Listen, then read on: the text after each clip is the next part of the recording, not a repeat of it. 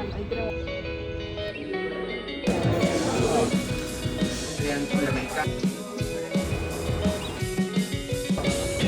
hola a las olas porque tal vez te irás. Volarás como gaviota lejos y mirar atrás. No me digas que creíste que esto durará. Los días de verano se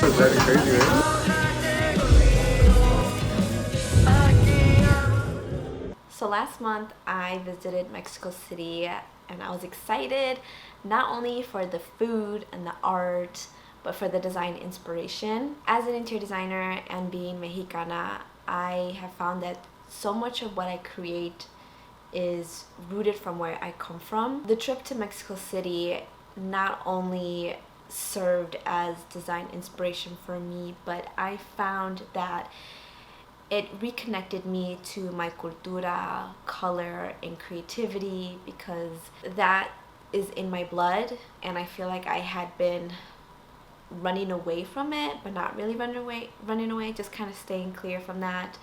And yeah, just the trip made me reconnect with originally what I fell in love with in interior design, and I'm going to share the areas and places that made an impact on me. We started off with El Palacio de Bellas Artes. Entering the lobby is covered in marble, stunning ceiling domes and murals everywhere. Since it's a cultural center, they host quite a few events in there. And we got to go inside the theater where they told us about the history of the building and showed us this incredible crystal curtain that is made of 1,000,000 pieces of colored glass designed by Tiffany's in New York. We also went to La Casa de los Azulejos, and wow guys, it was absolutely beautiful. The facade is covered in blue and white colonial tiles. The doors and windows have these ornate carved stone details. The inside was just as intricate. Tile covered the walls, murals, and beautiful courtyard for people that are dining in because it is part restaurant. Everything was just so decorative and very lively, maximalist for sure. After that first day, I realized how much I've been overlooking classic architectural and detailing. I couldn't stop staring at the pattern tiles, all the ornate details, the doors and the windows, and how every building played with skill and texture in such a dramatic way. It just all felt so historic, and each building felt like it was part of history. What is funny is how growing up as a kid, I actually hated history.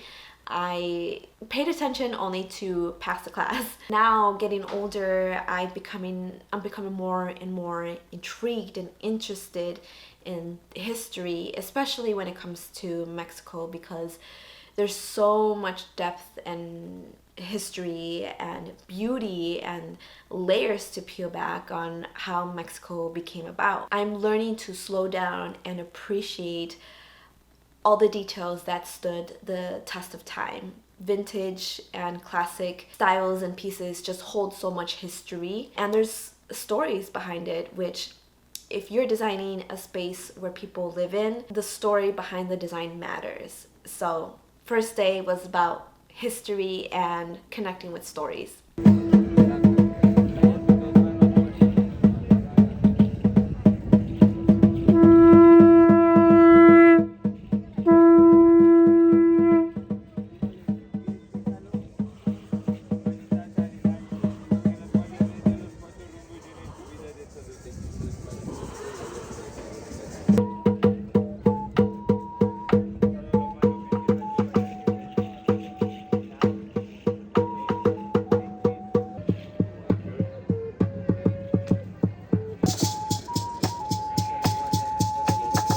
Moving on to day 2, we went to Castillo de Chapultepec. It's located on the hill, so it was quite of a walk to get there actually. The name means Hill of the Grasshopper, and this place was sacred to the Aztecs and has served all kinds of purposes throughout the years. It was a military academy once. An emperor lived there and several Mexican presidents called it home. So it's a super important historical building, but I really want to talk about the design, of course. Inside, it is stunning. The architectural and decor feels very European because there was a European architect working on it. Lots of ornate mirrors, velvet drapes, chandeliers, marble fireplaces. But even though it feels European and has European details, it's still layered with Mexican history and culture. One of my favorite parts was the murals.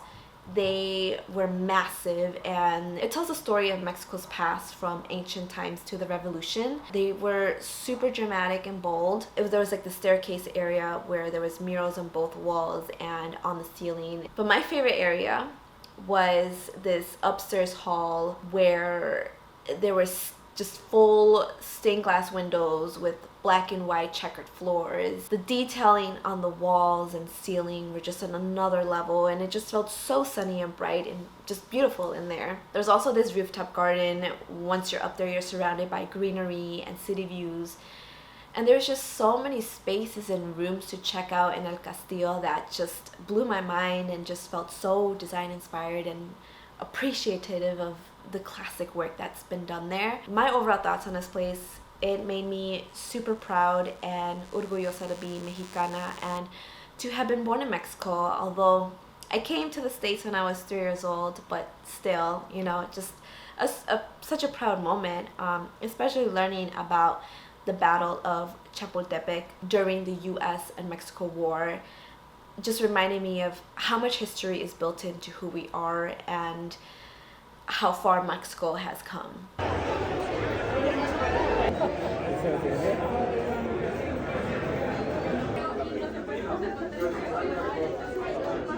Day 3, we went to Koakan and Xochimilco. We started the morning by grabbing breakfast at El Mercado. So freaking good. The food was so delicious. Then we walked over to this area where there were local artists setting up their shops to sell their artwork. We were not allowed to film, record, or take pictures out of respect for the artist's artwork, but I did manage to buy a piece of artwork. I literally strolled around the area 3 times before settling on it. I mean, I'm an indecisive person sometimes, but I also wanted to find a piece of art that spoke to me. So this is the art that I got. I just really loved the style of it and the colors. The colors really drew me. I really liked it. I'm not a huge fan of pink, but this really made me like it, and how it's paired with the yellow and red and the style. And I lately have been into paintings of flowers, so that was mostly one of the reasons. And I also really like the frame. The artist is named Maren, and he has a YouTube channel called Maestro Maren, and I think I found him, but I'm not too sure if that was him. So okay, since we were in Mexico City, we just had to go to La Casa Azul, Frida Kahlo's home. You're not allowed to film inside, but you are allowed to take photos, so I did take a bunch of photos. The first few rooms was laid out in a museum style where they had displays of letters and artifacts from Frida's life. They also displayed her self-portraits, which were really interesting. We also got to see the dining, the kitchen, and I believe it was Diego's room. Dining and the kitchen, first of all, had bright yellow floors. So stepping in, it felt so vibrant and energetic, and I like how it was paired with the complementary color blue. And she had also had a ton of like Mexican details. Like, we also got to see Frida's bedroom and studio where she created all her art, which was on another level to experience that. They also had this area where they displayed her wardrobe, and we got to see all her fits and the meaning behind why she wore what she wore, and she created most of her fits. She was kind of a fashion icon, I would say. I mean, Frida was never afraid to be seen. Every corner of her house felt deeply personal. I mean, the color palette was just far from shy. After seeing her house, it made me realize that I used to love both colors, and over the years I feel like I have muted those thoughts in my brain or that urge to be colorful, because when I first started off on my own in designing or even working for a design firm, you know, a lot of designers were into neutral spaces and creating a design where there's little to no color. I feel like I fell into that imposter syndrome where I was creating all these minimalist, neutral light, airy spaces because that's what a lot of designers were doing, and so I fell into that trap. And so now, after experiencing all that energeticness of Frida's home, it inspired me to start bringing in more color into my designs and future projects, because I think color is just, it's in my blood, it's in my culture, and I can't get away from it. So this just kind of woke up a part of myself, part of my brain, to start being a little bit more bold, to not be afraid.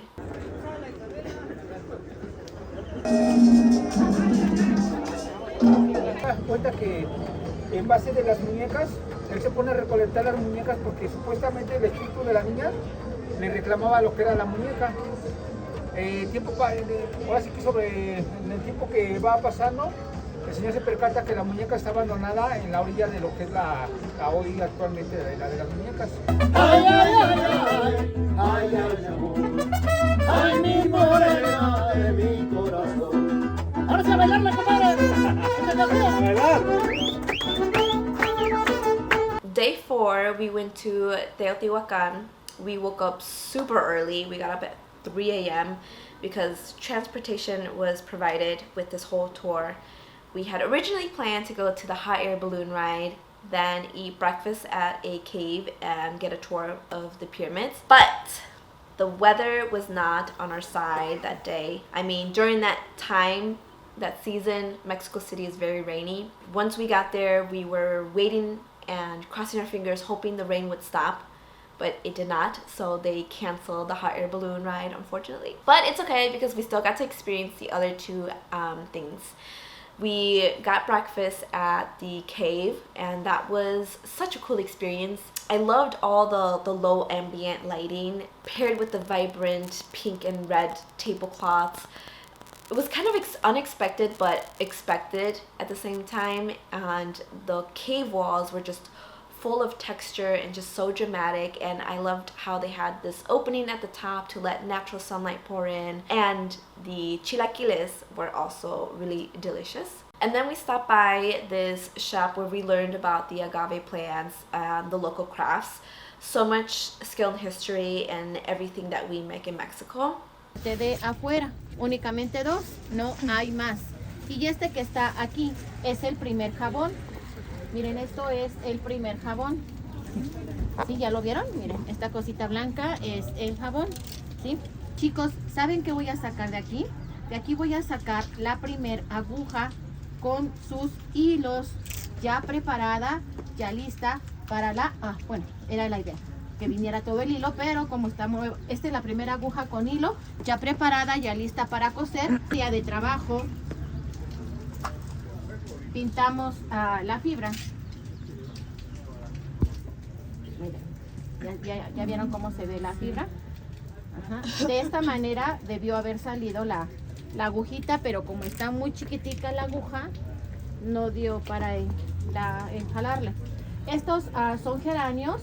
Y pues bueno, utilizamos diferentes plantas, raíces o insectos para darle el color a nuestros textiles.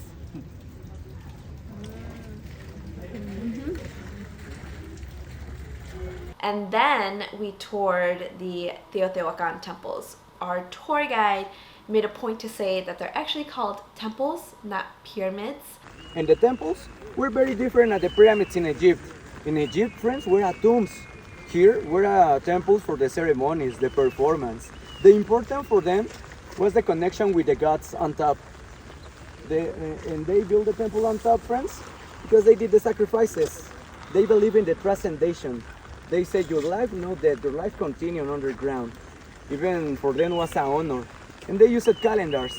In different months, they worship different gods, and they did different sacrifices. It was raining the entire time, but even in the rain, it was still such an incredible experience to see it in person. From a design perspective, the skill and geometry of the temples are just wild. Everything is aligned with precision. They also aligned it with like the sun and the moon. And this is the moon temple, friends. Because every full moon passes on top to this temple. Look at this. And look at both pictures, sun and moon with the alineation, with the sunrises, that temple, and the full moons, this one. And that show is amazing, friends. It's just amazing how thoughtful and advanced the design was, even though it was thousands of years ago. And the temples were built by our ancestors. They were built not by man-made machines, but by wisdom and intention. And I feel like that applies to design, where things don't always have to be so complicated. It's also about creating something that's meaningful and that has soul and purpose. And that really struck with me during the tour, just how everything is just so thought out but simple at the same time. We weren't able to climb up the moon temple because of the rain, unfortunately. They used the city for 750 years, but they collapsed, friends, in the year 650. And do you imagine what was the problem? Do you know what was the problem here in Teotihuacan? No. Came here the aliens. That's my last joke, I promise. Remember, for the roofs, they used wood. In 750 years, they cut down the entire forest around. Oh, And when no they more lost wood? the forest, friends, the earth don't absorb the same water, and they lost the rivers. Oh. And no more water in the rivers, no more agriculture system, and they left the city. Before they left the city, they did many offerings for the gods, but they don't needed offerings, they needed reforestation. And they killed many people before, and the gods don't come back never, and they left the city, friends.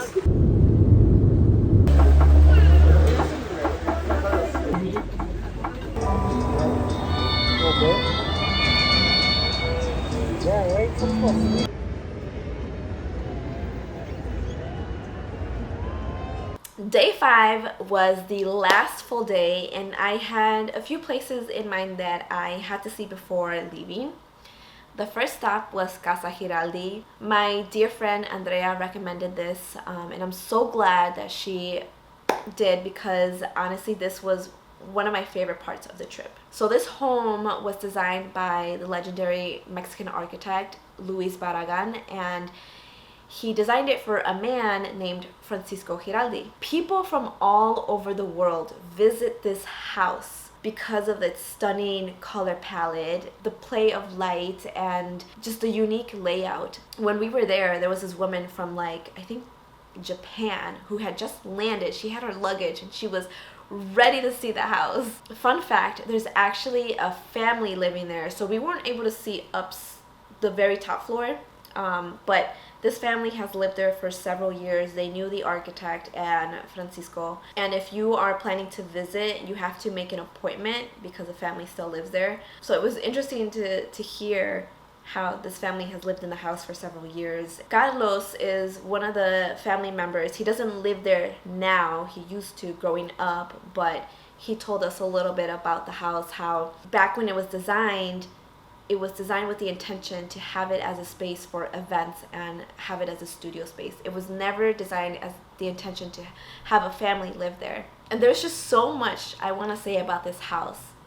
It really touched my soul to see it. I love color, and you know, my taste is more into modern, so to see how contemporary it was but still included some classic pieces and some history of Mexico was very impactful for me.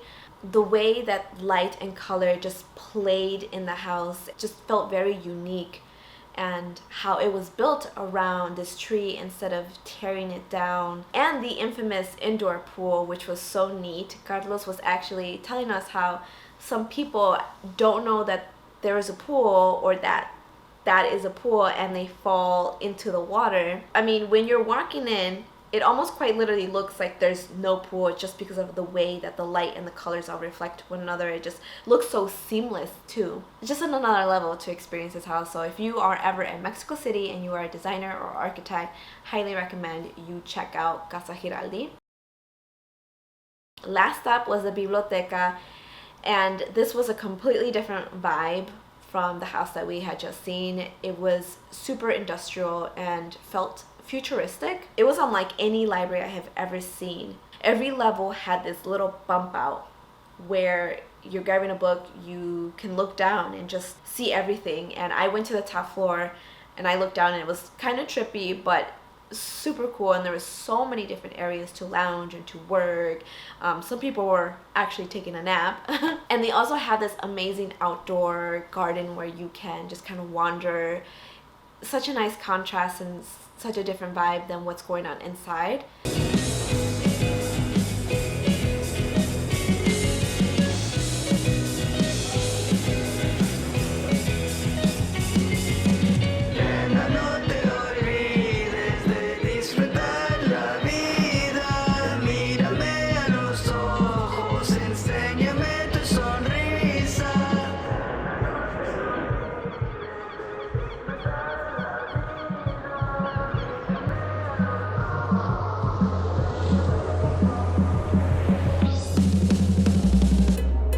Well, that is the end of this video. Thank you guys so much for watching. If you made it to the end, please give it a thumbs up. And yeah, if there's one thing that I learned from this trip, is that reconnecting with your roots, your culture, just impacts the way that you see and feel about design. It reminded me of why I love color so much and why I'm so fascinated and intrigued at how showcasing culture through interiors and design work. I love that, and travel just opens up your eye to see, not just to look, and to a designer that is everything. So I'm hoping to do a little bit more traveling and learn more about Mexico, and then I eventually want to travel to Europe and just learn about the style and the history behind everything. Yeah, I will see you in the next video. Pero esta vez no miro atrás, sé que esta vez no voy a llorar, no voy a llorar, no voy a llorar, prometo que no voy a llorar. Me duele tanto, me duele tanto, me duele tanto, me duele tanto.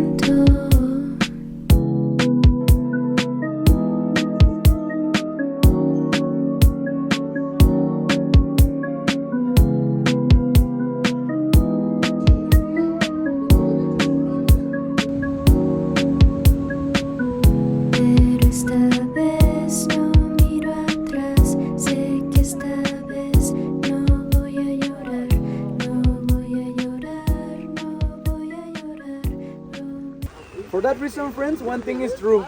The life is a cycle. Look the bigger societies after many years in ruins.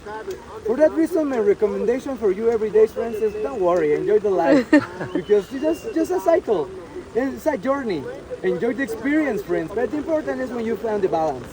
And look at everything is very similar, friends. The humans don't learn, but we can enjoy. We are here. It's our cycle. Obviously, we need to take care of the planet now, no? The water. But enjoy everything, friends. It's our cycle. And look the view, friends. The Moon Temple.